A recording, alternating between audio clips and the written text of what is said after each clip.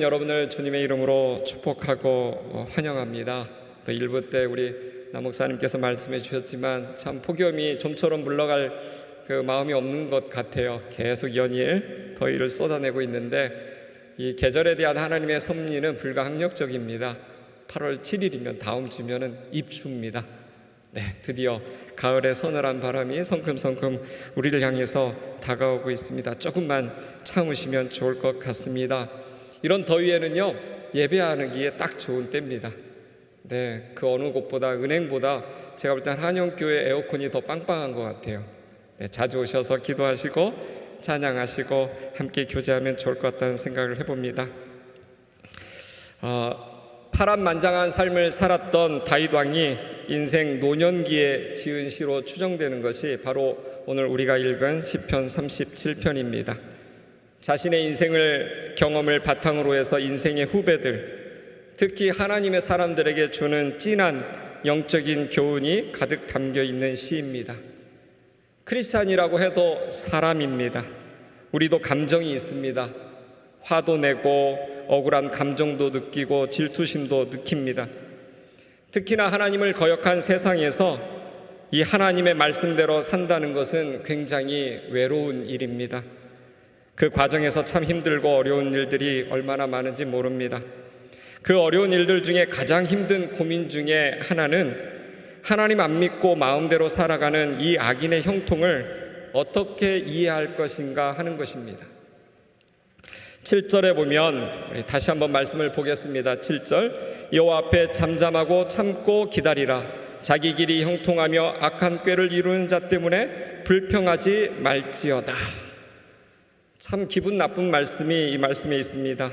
악한 자들이 형통하고 악한 꾀를 이루어낸다는 것입니다.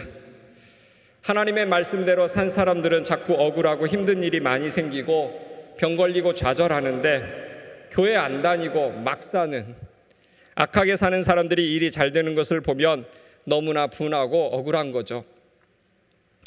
하나님 이게 뭡니까? 하늘의 벼락은 뒀다가 어디 쓰려고, 저런 사람들한테 써야지, 이런 마음들이 절로 나옵니다. 이게 당신 말씀대로 산 모습입니까? 이렇게 좌절할 때도 참 믿는 사람들에게 많은 것 같습니다.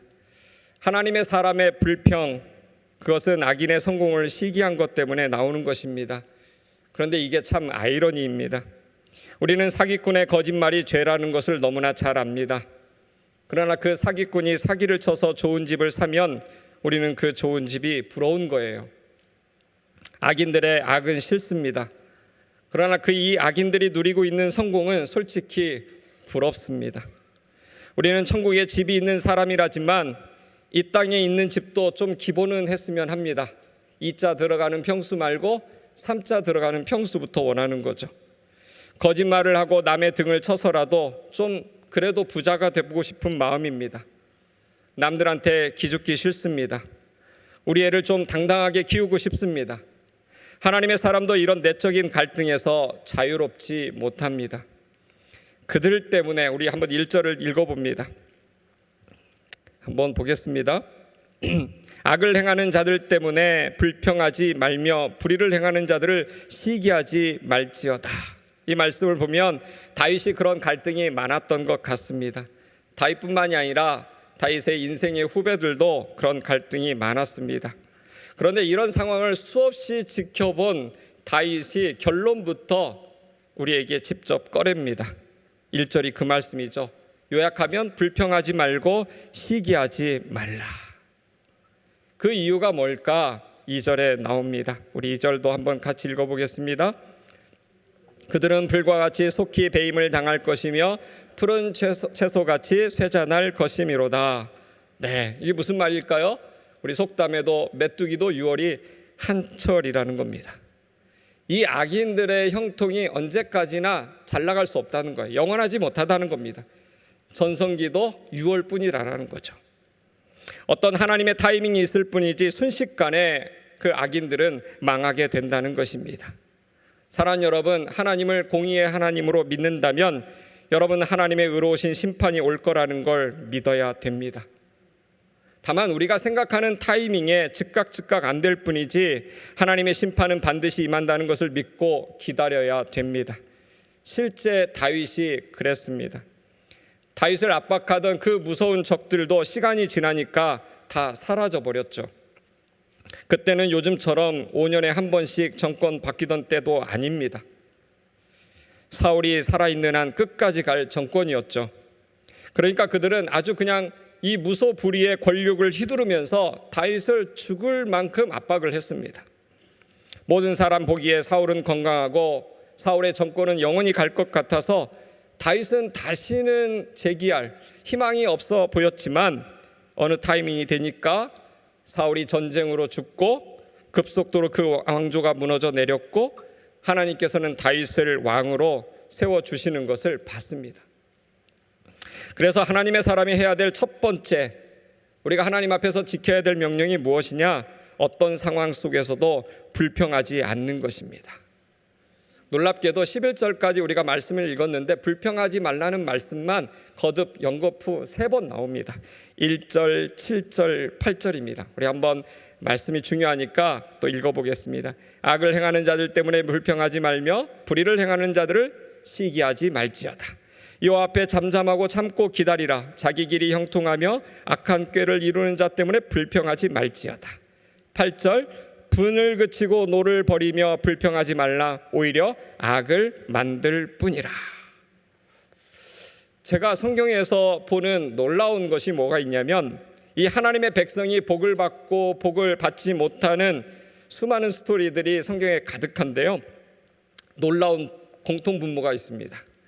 복을 받고 못 받는 비결의 넘버원이 뭐냐면 불평이에요. 복을 못 받는 비결 넘버원 무엇이다? 불평입니다. 계속 그렇게 가는 거예요.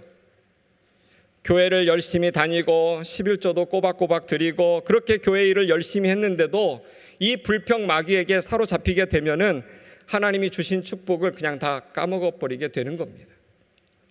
약속의 땅이 바로 코앞에 있는데 갑자기 우회 도로로 돌아가게 됩니다. 많은 사람들이 그럽니다. 우리가 상황이 좋아지면 불평하지 않겠다고 말합니다. 사랑하는 여러분, 과연 그럴까요? 상황이 나쁠 때 불평하는 사람은 상황이 좋아져도 반드시 또 불평하게 되어 있습니다. 제가 전에 섬기던 교회에서 이렇게 하도 교회에 아울리치가 많으니까 여행사를 하나 운영을 했습니다. 실제로. 그래서 우리 성도들을 데리고 이 아울리치든 비전 트립이든 뭐 여러 가지 외국 행사를 해보는데 우리가 이 선교 헌금으로 하다 보니까 삼성 호텔 이상은 쓰지 말자. 그래서 삼성 호텔을 씁니다. 그런데 제가 놀란 건 뭐냐면 우리 성도들이 얼마나 불평이 많은지, 그 삼성 호텔에 가서 며칠 지내는데도 너무나 불평이 많은 거예요. 그래서 다음에는 우리가 선교라는 핵심을 건지려면 잠자리는 편해야 되겠다. 그래서 모두 다 5성 호텔로 갔습니다. 그래서 불평이 줄었을까요? 5성 호텔로 모두 다 들여보냈는데도 불구하고 불평이 사라지지 않았습니다. 우리나라에도 소비자 불편 상담센터라는 게 있습니다. 정부에서도 있지만 또 국가기관에도 있지만은 기업에, 대기업에도 이 소비자 불편 상담센터가 다 있습니다. 그런데 이게 좋은 것도 있고 나쁜 것도 정말 많습니다. 전혀 필요하지 않은 것까지, 뭐 저런 것까지 말할, 그런 것까지도 개선해 달라고 공무원들을 막 쪼는 사람들이 얼마나 많은지 모릅니다. 소비자 불평 상담센터가 아니라 사실은 소비자 불평 센터가 돼버리는 거죠. 행복하지 않습니다. 그런데 여러분, 이 소비자 불평 상담센터 증상이 선진국으로 갈수록 많다는 거예요. 사람들의 불평 불만이 더 많습니다. 만족을 모릅니다.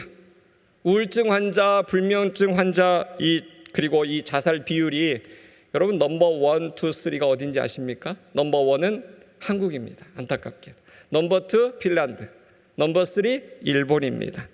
세계에서 가장 잘 사는 나라들 중에 하나인 이 나라들이 이렇게 불평 불만이 많은 겁니다. 사랑하는 여러분, 절대로 환경이 우리를 감사하게 하지 않습니다. 하나님이 내게 주신 이 상황을 인정할 수 없기 때문에 불평이 계속 나오는 것입니다. 출애굽해서 홍해를 건너온 이스라엘 백성들 면면히 살펴보면 다 괜찮은 사람들이었습니다. 그런데 그들이 그 입이 오두방정을 떨어가지고 계속 불평하다가 광야에서 다 죽었습니다. 여러분도 잘 알다시피 그 1세대는 단 한 명도 약속의 땅에 들어가지 못했습니다.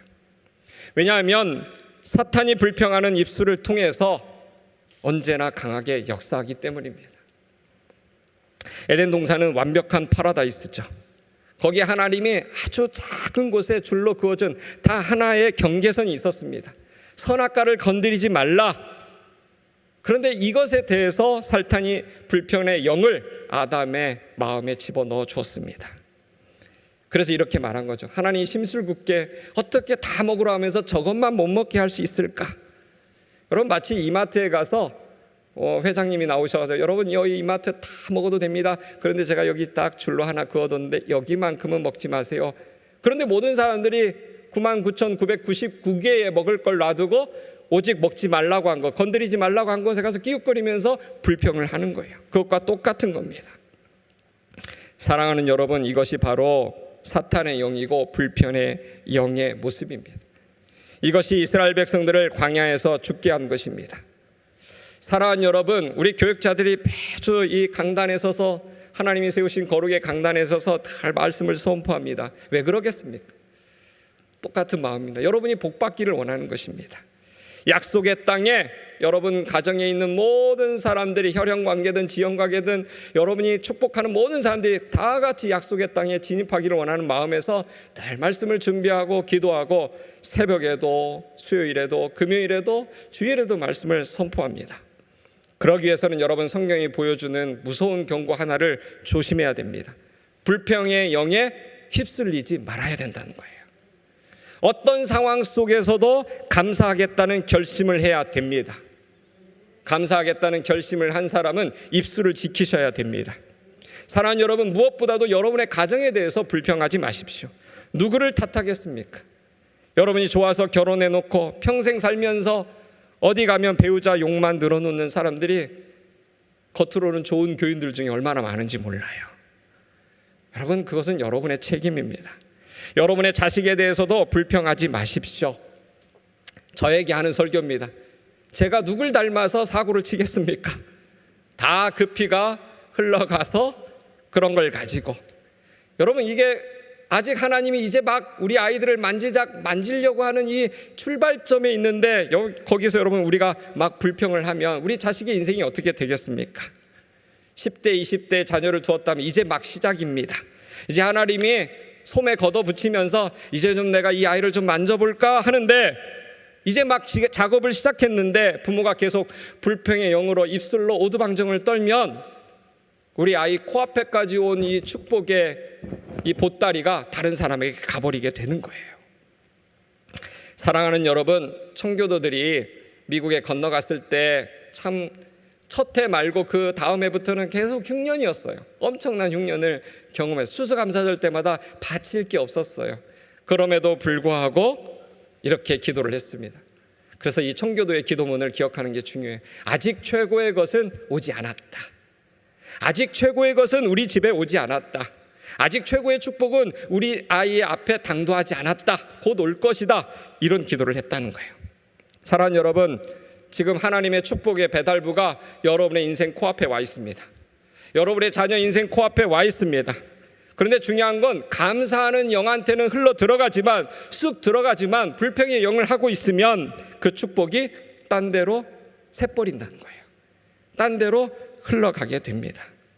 사랑하는 여러분, 제가 보니까 믿음 생활하면서도 매우 좋은 분들인데 참 교회에서 칭찬 많이 받고 저분 정말 성령 충만하다 그렇게 보이는데 불평 불만이 입에 붙은 분들이 참 생각보다 많습니다. 교회에서 무슨 행사를 해도 이분들은 항상 불평 불만거리를 찾아요. 자기 가정에서도 직장에서도 항상 불평 불만거리만 찾습니다. 마치 무슨 불평 하운드처럼, 사냥개처럼. 이게 많은 사람들이 그럽니다. 이렇게 말하면서 나는 건설적인 비판을 하는 거야. 늘 변명은 그거예요. 그런데 여러분, 건설적인 비판과 불평 불만은 다른 것입니다. 감사로 제사를 드리는 자가 하나님을 영화롭게 한다는 말씀 여러분 잘 알고 있습니다. 그러니까 여러분, 오늘 이 말씀을 들은 이 시간부터 저와 여러분은 모든 불평거리를 감사거리로 바꿔놓는 그런 축복이 있었으면 좋겠습니다. 간구와 불평은 다른 겁니다. 하나님께 불평하지 말고 감사로 간구하는 여러분 되시기를 축원합니다. 그러니까 먼저 할 일은 얼굴을 좀 펴는 거예요. 얼굴을. 여러분, 제가 여기 올라올 때 혹시 보신 분 있는지 모르지만 제가 금요일 날 디스크에 문제가 생겨서 일어나지를 못했습니다.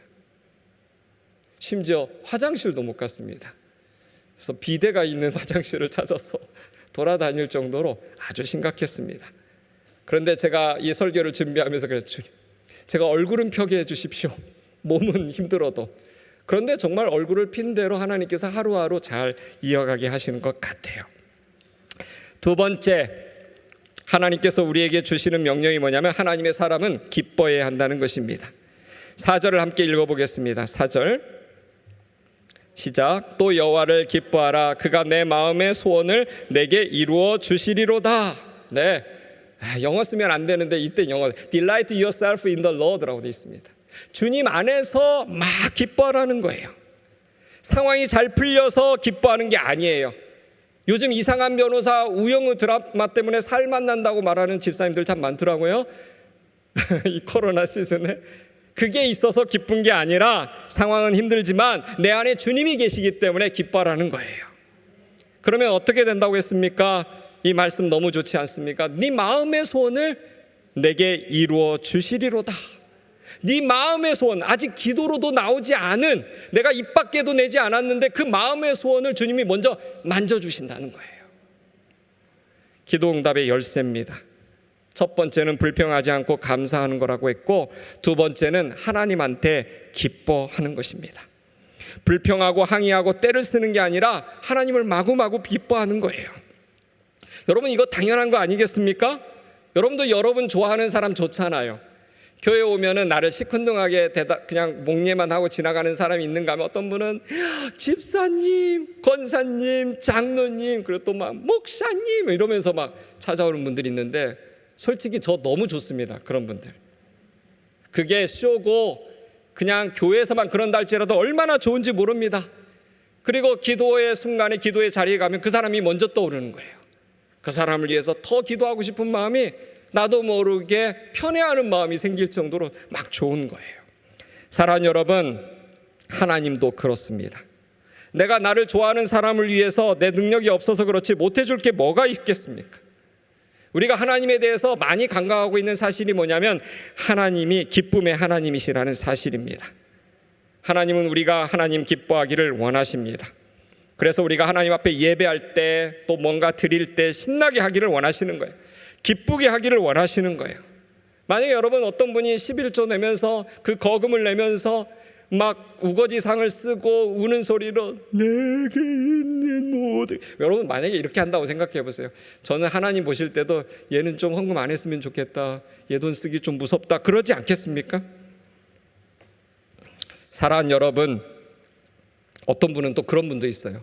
교회에서 일할 때마다 열심히 일하는데도 불구하고 이 교회 일꾼이 나밖에 없나? 왜 나만 자꾸 일 시키고 목사님 왜 나를 부르는가? 그렇게 말하는 분도 있어요. 여러분, 이런 헌신 과연 하나님이 받으실까요? 여러분, 기쁨이 있어야 됩니다. 하나님은 여러분이 기쁨으로 나올 때 하나님의 마음이 얼마나 기쁜지 모릅니다. 하나님은 어차피 우리의 아버지십니다. 아버지는 자식이 뭘 해도 예쁩니다. 특히 자식이 아빠를 기뻐할 때, 아빠가 집에 들어오는 것을 좋아할 때, 여러분들이 이 좀 신혼부부 때, 막 아기 태어났을 때, 자녀들이 2-3살 됐을 때 집에 오면 막 아빠 하고 와서 다리 안기고 막 붙들고 그러지 않습니까? 이제 이 아이들이 10대로 가면은 아빠 들어오면 자기 방으로 문 닫고 탁 들어가는데 별로 안 좋죠. 하나님도 마찬가지입니다. 하나님께서 이렇게 말씀하셨죠. 그가 너로 인하여 기쁨을 이기지 못하시며 너를 잠잠히 사랑하시며 즐거이 부르며 기뻐하실 것이다. 그래서 바울도 이 차가운 로마 감옥에서도 빌립보에서의 편지를 쓰면서 그 감옥에서 항상 기뻐하고 감사하라고 쓴 겁니다. 여러분, 기억해야 됩니다. 기쁨은 환경이 주는 것이 아닙니다. 사랑하는 여러분, 예배할 때, 찬양할 때, 기도할 때 하나님을 기뻐하시기를 바랍니다. 우거지상을 쓰면서 하나님께 떼쓰고 야단치고 협박하는 그런 기도 이제 끊어내버리고 주님이 계셔서 정말 좋습니다. 주님이 내게 주신 것 너무 감사합니다. 기쁩니다. 여러분, 이 기쁨이라는 건 의지적인 선포로 하는 겁니다. 그렇게 하면 하나님께서 여러분의 기도를 하나님의 타이밍에 맞게 탁탁탁 정확하게 여러분의 인생에 넣어 주십니다.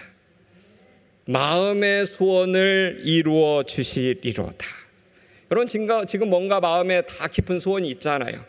지친 소원이기도 하지만 오래된 소원이 있습니다. 그 꽉 막혀있는 인생의 소원이 다들 있는데 여러분, 이거를 짜증내지 말고 기뻐하면서 하나님께 얘기를 하면 하나님께서 그 마음의 소원을 하나님의 때에 다 이루어 주신다는 겁니다. 아니, 이루어 주시고 계십니다. 기쁨이 가득한 사람들은 나는 기쁨에 취해서 다른 사람 섬기고 사랑하고 교회를 하고 있는데 하나님께서 뒤에서는 다 작업 끝내시고 계시는 거예요. 저와 여러분이 기쁨이 충만한 신앙생활을 하기를 바랍니다. 세 번째, 하나님의 사람은 인내해야 됩니다. 7절 다시 읽습니다. 여호와 앞에 잠잠하고 참고 기다리라. 자기 길이 형통하며 악한 꾀를 이루는 자 때문에 불평하지 말지어다. 여러분, 여기서 잠잠하라는 것은 주님한테 모든 것을 맡김으로써 평안을 누리는 것을 말합니다. 그리고 기다린다는 것은 그냥 기다리는 게 아니에요.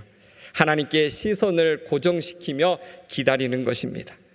여러분, 진짜 영적으로 성숙한 사람은 기다릴 줄 아는 사람입니다. 외국에서 오신 분이 그러더라고요. 한국에서 살아남으려면 반응이 빨라야 된다고 하던데, 결정도 빠르고 생각도 빠르고. 그러나 여러분, 기억하셔야 됩니다. 하나님 앞에 와서 예배할 때는 예배자는 기다릴 줄 아는 사람이에요.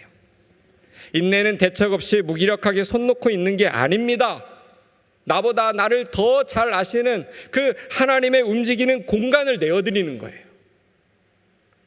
내가 너무 빨리 일을 처리하면 일은 됩니다. 그렇지만 일은 되지만 사실은 하나님 보시기에는 허접하게 되는 거예요. 하나님이 개입하도록 기도하면서 기다리면 일이 아주 탁월한 수준으로 이루어집니다.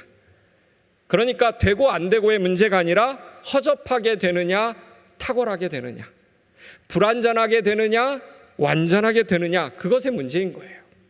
우리가 엎드려 기도할 때 그건 기다린다는 것입니다. 우리가 함부로 손대려 하던 모든 문제들을 하나님의 손에 맡겨드리는 거예요. 이게 때로는요, 싸우는 것보다 더 힘듭니다.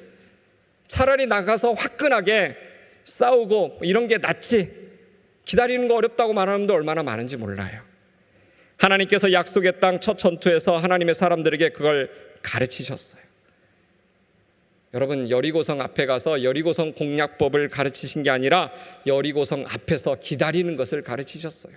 몇 배나 되는 병력을 가지고도 7일 동안 그냥 여리고성만 빙빙 돌게 만든 거예요.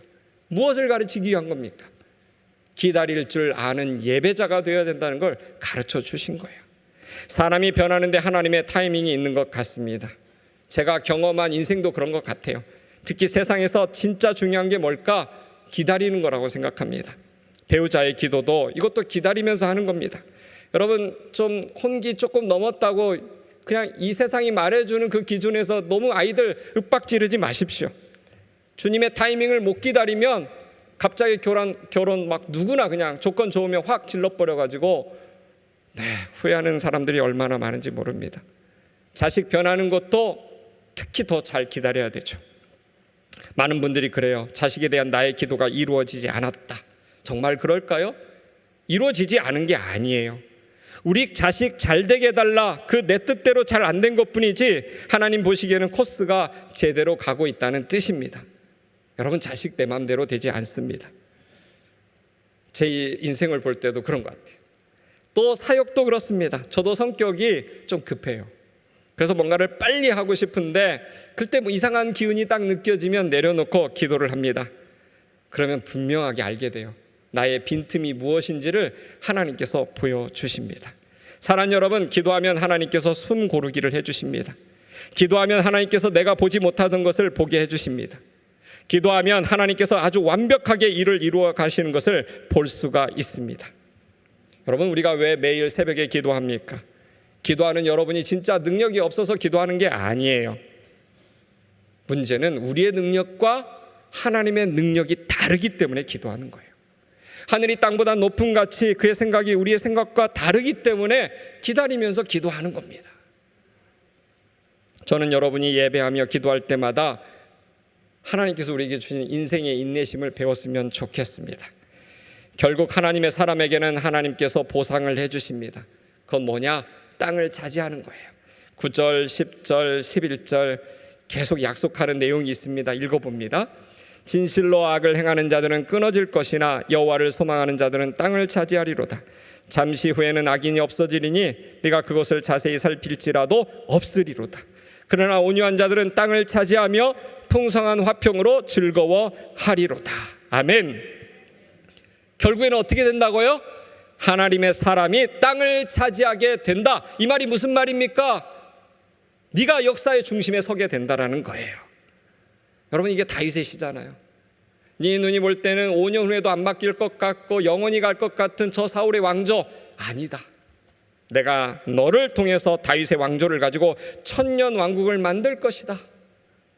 사울의 왕조는 몇십 년 가지 못했지만 다윗 너희를 통해서 세운 왕국은 영원히 갈 것이다. 사랑 여러분, 만일 다윗이 힘을 아둘람 동굴에서 이 힘을 자기를 따르는 사람들을 규합해 가지고 만약에 사울을 쿠데타로 몰아냈다면 어떻게 됐겠습니까? 그 정권도 몇십 년 못 갔을 거예요. 그러나 다윗의 왕권은 기다림을 통해서 하나님이 주신 거예요. 내가 힘을 내서 쟁취한 성공은 그리 오래 갈 수 없습니다. 그러나 하나님이 주신 성공은 영원한 거예요. 또한 안전한 겁니다. 여러분이 누리는 형통 여러분 때만 잘 됐으면 좋겠습니까? 자녀 10,000대 1까지 잘 돼야 되고 안전해야 되잖아요. 그럼 우리는 기다릴 줄 아는 사람이 되어야 됩니다. 악인들이 지금은 땅을 차지하고 떵떵거리는 것 같은 세상에 우리가 살고 있습니다. 그러나 분명히 오늘 말씀을 통해서 미리 내다보십시오. 잠깐 후면 다 사라져버립니다. 결국은 하나님의 땅은 하나님의 사람들이 땅을 차지하게 되어 있습니다. 여러분, 옛날에 이삭이 그랬잖아요.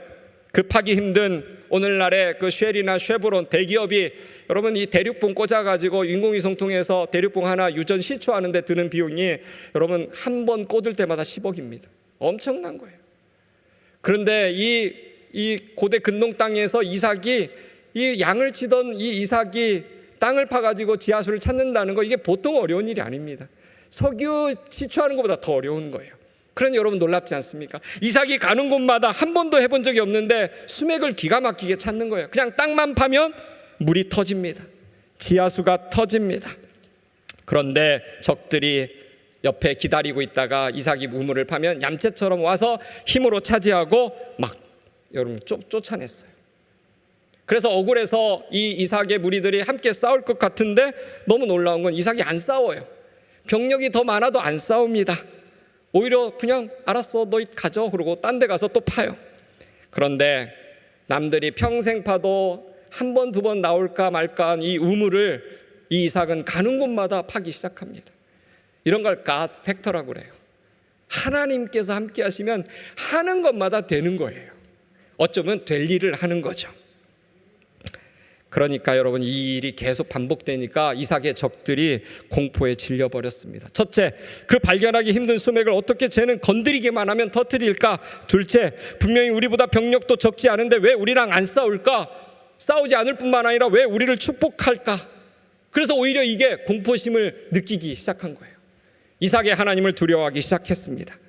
그래서 모든 적들의 대표들이 와서 이삭에게 말한 거죠. 이삭씨, 우리랑 평화협정 맺읍시다. 평생 우리가 건드리지 않을 테니 평생 우리 좀 축복해 주십시오. 그래서 여러분 평화협상이 맺어진 겁니다. 다윗이 사울에게 다 뺏긴 것 같았지만 결국은 다윗이 역사의 중심에 서게 되었습니다.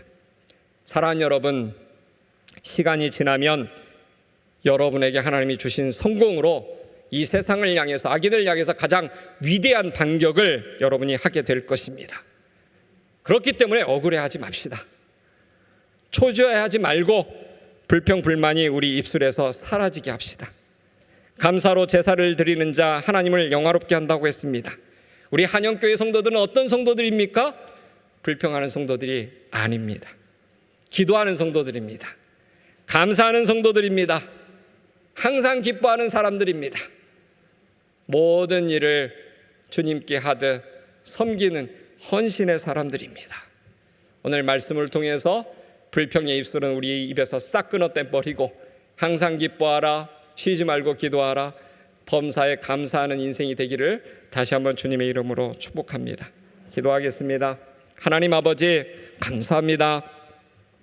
너무나 많은 것을 누리고 있으면서도 늘 불평 불만이 끊이지 않았던 우리 자신을 돌아봅니다. 정말 부끄럽습니다.